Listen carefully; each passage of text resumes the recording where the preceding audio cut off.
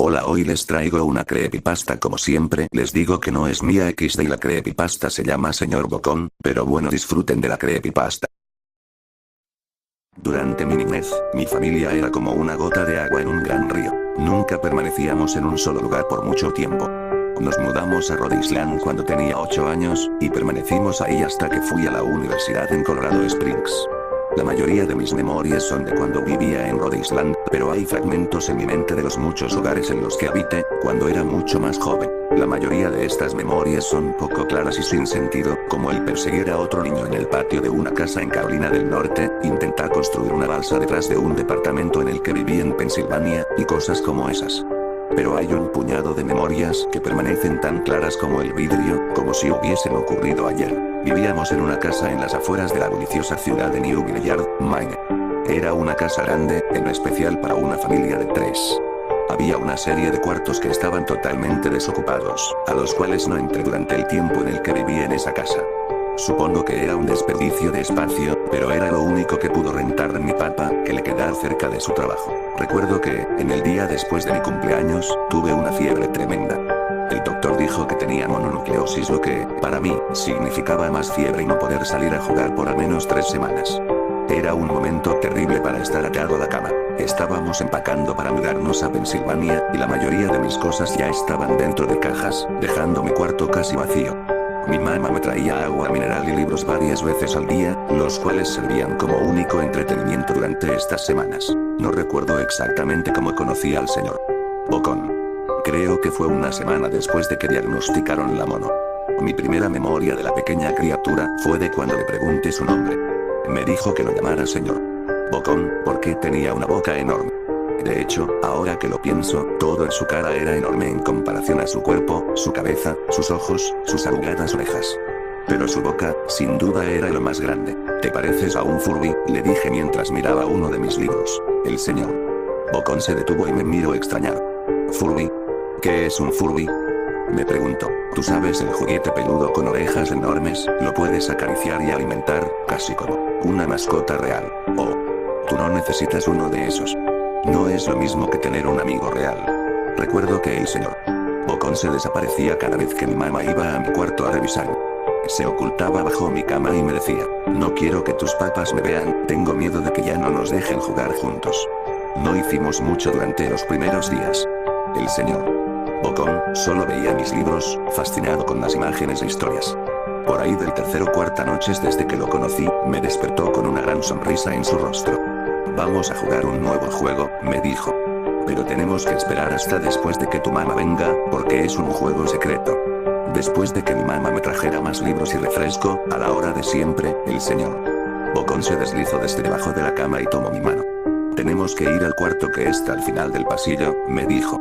Me negué al principio, pero el señor Bocón insistió hasta que cedí. El cuarto en cuestión no tenía muebles ni tapiz. Lo único que lo distinguía era una ventana del lado opuesto a la puerta. El señor Bocón corrió a través del cuarto, y le dio un firme empujón a la ventana, dejándola un poco abierta. Entonces, él me insistió en que mirara hacia el piso, afuera. Aunque estábamos en el segundo piso de la casa, la caída era más alta debido a que estábamos en una colina. Me gusta jugar a fingir aquí, me explicó el señor Bocón. Finjo que hay un suave y enorme trampolín allá abajo, y brinco. Si lo crees con todas tus fuerzas, vas a ver que rebotas hasta acá arriba, como una pelota. Quiero que lo intentes. Es muy alto, le dije, pero eso es lo divertido. No sería tan divertido si fuera una caída corta. De ser así, mejor si rebotaras en un trampolín real. Recuerdo haber jugado con la idea, dejarme caer en el fresco aire, y rebotar en algo que mis ojos no podían ver. Pero el realista en mí prevaleció. Quizás en otra ocasión, le dije. No sé si tenga tanta imaginación. Podría lastimarme. La cara del señor Bocón se contorsionó con un gruñido, pero solo por un momento. Decepcionado, se metió debajo de mi cama, donde estuvo quieto el resto del día. La mañana siguiente el señor Bocón llegó con una pequeña caja. Quiero enseñarte malabares, me dijo. Aquí hay algunas cosas que puedes usar como práctica, antes de que te dé tu primera lección. Mire la caja. Estaba llena de cuchillos. Mis patas me mataron. Le grité horrificado de que el señor Bocón había traído cuchillos a mi cuarto, objetos que mis patas no me dejarían tocar nunca. El señor Bocón gruñó. Es divertido jugar con esto. Quiero que lo intentes. Alejé la caja de mí. No puedo.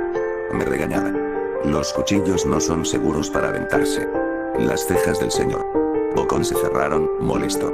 Tomó la caja con los cuchillos, y se metió debajo de la cama, otra vez durante todo el día. Me empezaba a preguntar qué tan seguido se la pasaba debajo de mí. Desde ese entonces, empecé a tener problemas para dormir. El señor Bocón me despertaba en la noche diciéndome que había puesto un trampolín real debajo la ventana, uno enorme que no podía ver en la oscuridad. Siempre me negué y trataba de volver a dormir, pero el señor Bocón persistía. Algunas veces, se quedaba a mi lado hasta el amanecer, animándome a saltar. Ya no era tan divertido jugar con él. Una mañana, mi mamá fue hacia mi cuarto, y me dijo que tenía permiso de ir a caminar afuera. Pensaba que el aire fresco sería bueno para mí, especialmente después de estar confinado a mi cuarto por tanto tiempo. Con emoción, corrí hacia el patio, esperando poder sentir el sol en mi cara. El señor Bocón me estaba esperando. «Hay algo que quiero que veas», me dijo. Debí darle una mirada fea, porque entonces me dijo: «¿Es seguro? No pasa nada, te lo prometo». Lo seguí hasta un viejo camino que corría a través de los bosques detrás de mi casa. «Este es un camino importante», me explicó. «Tengo muchísimos amiguitos de tu edad. Cuando estuvieron listos, lo llevé por este camino. A un lugar especial. Todavía no estás listo, pero algún día, espero, lo estarás». Regresé a mi casa preguntándome qué tipo de lugar existía más allá de aquel camino. Aproximadamente 2 semanas después de conocer al señor Bocón, empacaron la última carga de cajas en el camión de mudanzas. Me fui adelante con mi papá, en un largo recorrido hacia Pensilvania. Había considerado en decirle al señor Bocón que me iba, pero aún teniendo 5 años, sospechaba mucho de las intenciones de la criatura, a pesar de lo que me decía. Fue por esta razón que decidí no mencionar nada de mi mudanza. Eran las 4 años cuando mi papá y yo estábamos en el camión. Mi papá esperaba llegar a Pensilvania para la hora de la comida al día siguiente, con ayuda de una larga dotación de café y bebidas energéticas. Recuerdo que se parecía más a un tipo que estaba a punto de correr una maratón, que un tipo que se la pasaría sentado por un par de días. «Muy temprano para ti, ¿verdad?», afirmé con la cabeza, mientras la ponía en la ventana, esperando dormir un poco antes de que saliera el sol. Sentí la mano de mi papá en mi hombro. «Esta será la última mudanza, lo prometo. Sé que es difícil para ti, especialmente estando con esa enfermedad. Una vez que obtenga mi promoción, podremos quedarnos en un solo lugar, y hacer amigos». Cuando el camión comenzó a moverse, vi la silueta del señor Bocón en la ventana de mi cuarto. Parado, inmóvil, se despidió lastimosamente con su mano. No me despedí. Años después, regresé a Newville Yard.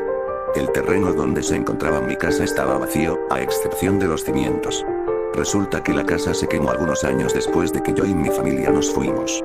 Por curiosidad, busqué el camino que el señor Bocón me enseñó, y al encontrarlo, decidí seguirlo.